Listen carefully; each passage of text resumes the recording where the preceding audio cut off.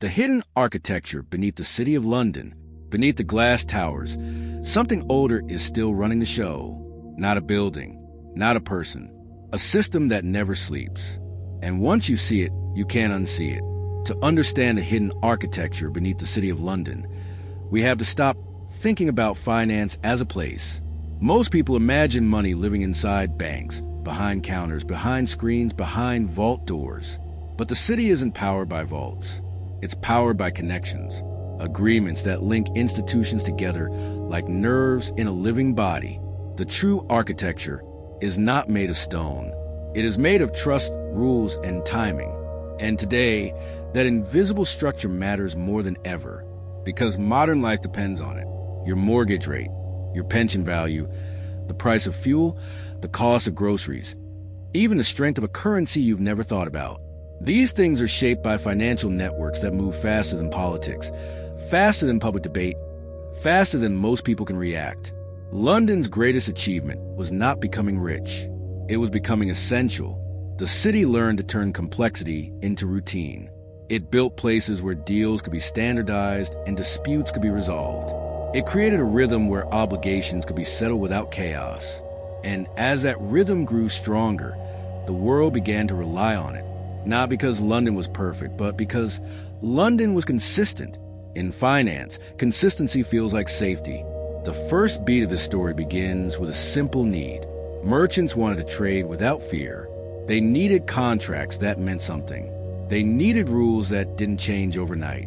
So London's legal and commercial culture became a magnet. It offered predictable enforcement, predictable outcomes, predictable confidence. Then the second beat arrives, quietly, like scaffolding going up behind a curtain. Institutions begin to stack on top of each other. Banks rely on brokers. Brokers rely on clearinghouses. Clearinghouses rely on collateral. Collateral relies on trust. And trust relies on the belief that someone, somewhere will pay. That's when the third beat takes shape. London becomes a translator. It takes global risk and turns it into something tradable. It takes uncertainty and gives a price. It takes chaos and offers a structure. And once you can price chaos, you can profit from it. You can package it. You can distribute it. You can make it feel normal. But here's the part most people miss. The architecture beneath the city isn't designed to be understood by everyone.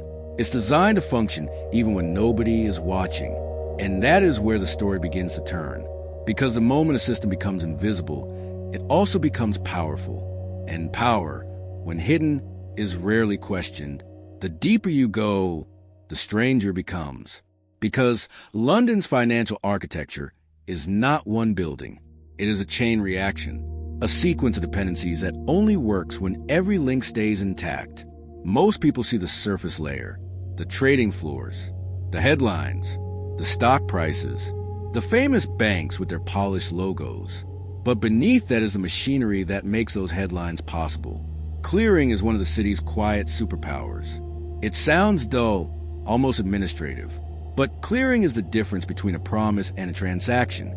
It is a process that turns "I will pay you" into "you've been paid." And in a world where trillions move through markets, the act of clearing becomes a form of authority. Because the entity that clears a trade is the entity that decides what counts as real. London became one of the global centers for that. A place where obligations are netted, matched, and settled. Where countless deals are reduced into final numbers. So the system doesn't collapse under its own weight. And when you control clearing, you control the heartbeat of finance. Then comes the second layer, collateral. The system runs on collateral the way a body runs on oxygen. It's the proof that a promise has substance. The guarantee that if something breaks, someone can still get paid. But collateral is not evenly distributed. Some players have endless reserves. Others operate on tight margins. And that imbalance becomes a quiet form of hierarchy. This is where London's architecture begins to feel less like a marketplace and more like a castle, because those who have collateral can open doors. Those who don't are kept outside. And the third layer is the most delicate of all, confidence. Confidence is the invisible glue that holds everything together. It is the belief that the system will still function tomorrow, that payments will clear, that banks will lend, that markets will stay open. And once confidence becomes a true currency, the city's architecture gains a new dimension. It becomes psychological. The system is no longer only about numbers. It is about emotion, fear, greed, certainty, panic. And London learned to build structures that could absorb emotion and convert into action. A rumor becomes a price movement. A headline becomes a shift in liquidity.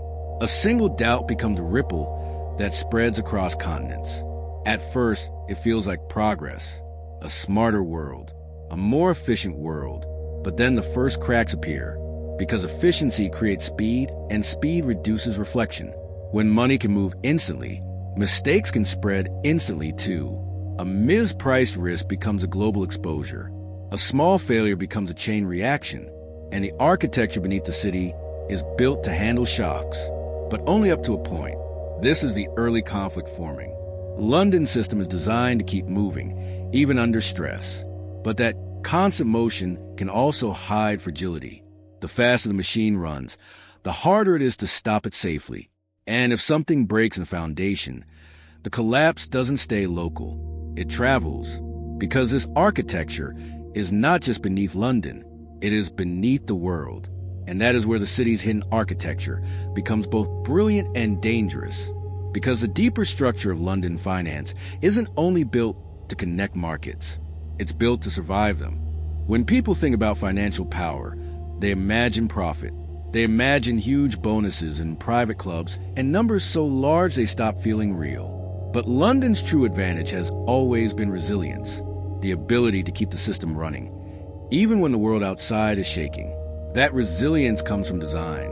The city developed layers of protection that feel almost invisible, netting systems that reduce exposure, clearing mechanisms that centralize risk, legal frameworks that keep contracts enforceable even in chaos, and institutions that know how to speak the same financial language as New York, Frankfurt, Tokyo, and Singapore. But there's a cost to that design: centralization. The more risk is centralized, the more efficient the system becomes. But the more catastrophic failure becomes if the center breaks. London's architecture is built like a dam. It holds back enormous pressure. Most days it looks calm, it looks controlled, it looks permanent, but the water behind it never stops rising. And when you build a system that holds global pressure, you create a strange kind of dependency. Banks across the world rely on London's clearing services. Funds rely on London's legal reliability. Corporations rely on London's liquidity. Governments rely on London's access to capital. Even people who have never been to the city rely on it. They just don't know they do. This is where the conflict becomes more personal, because the average person experiences finance as something that happens to them. Interest rates go up, rents rise, prices climb, jobs disappear, and the explanation always sounds distant. The market did it. The economy did it. Inflation did it. But behind those phrases are systems built by humans. And London's architecture is one of the most influential. The city created a world where money can be routed through structures so complex they become invisible, not only to the public, but sometimes even to the people inside them. A deal becomes a chain of derivatives. A loan becomes a bundle. A risk becomes a product. And the product becomes someone else's problem. This is not always corruption. Sometimes it's simply momentum. A system that keeps evolving because stopping would be too painful. A machine that keeps expanding because the world keeps demanding more liquidity, more credit, more speed. London didn't invent the hunger for growth, but it learned how to feed it. And as a machine feeds the hunger, it grows stronger, more connected, more essential, more untouchable. Until one day, the architecture stops being a support system and becomes a force of nature. Because when the foundation is invisible, it is hard to question. And when it is hard to question, it is hard to reform. So the city continues, not because everyone agrees with it, but because too many things depend on it. Too many pensions, too many companies, too many governments, too many jobs, too many promises. And then you reach the edge of the emotional peak.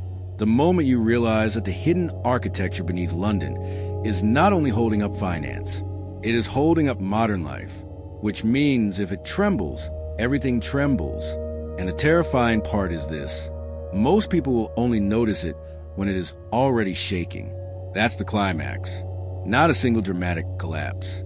Not one villain behind a desk. Just a system so deeply embedded that it becomes unavoidable. The hidden architecture beneath the City of London is the reason money feels effortless today. Tap a screen, swipe a card, transfer a salary, buy a share, send funds across oceans in seconds. It feels simple because the complexity has been buried underneath layers of institutions, contracts, and routines that most people will never see. And London helped build those layers. It built a world where trust can be standardized, where risk can be priced, where obligations can be cleared and settled like clockwork. That is the magic of the city. It turns uncertainty into structure. It turns chaos into a process. But here is the revelation. The more invisible the structure becomes, the more power it holds. Because the architecture decides what is possible. It decides what gets funded. It decides what gets rescued. It decides who gets liquidity when the world panics. And when you rely on something you cannot see, you stop realizing you're relying on it at all. That's the real danger. Not that the system exists, but that it becomes unquestionable. So the resolution is not fear, it's awareness. Once you understand the city's hidden architecture, you begin to recognize the pattern in modern finance. The way power hides inside processes, the way influence lives inside normal systems, the way global life is shaped by agreements signed in quiet rooms, written in language most people never learn. And that's why this matters today. Because the future of money is becoming even more invisible. Digital currencies, instant settlement, automated trading, financial systems that operate faster than human decision-making. The architecture is evolving again, and London is still one of the places where that evolution is being shaped. So the takeaway is simple. If you want to understand a modern world, you don't only watch politics, you watch the plumbing. Sometimes the smallest shift in perspective becomes the beginning of a new future. The hidden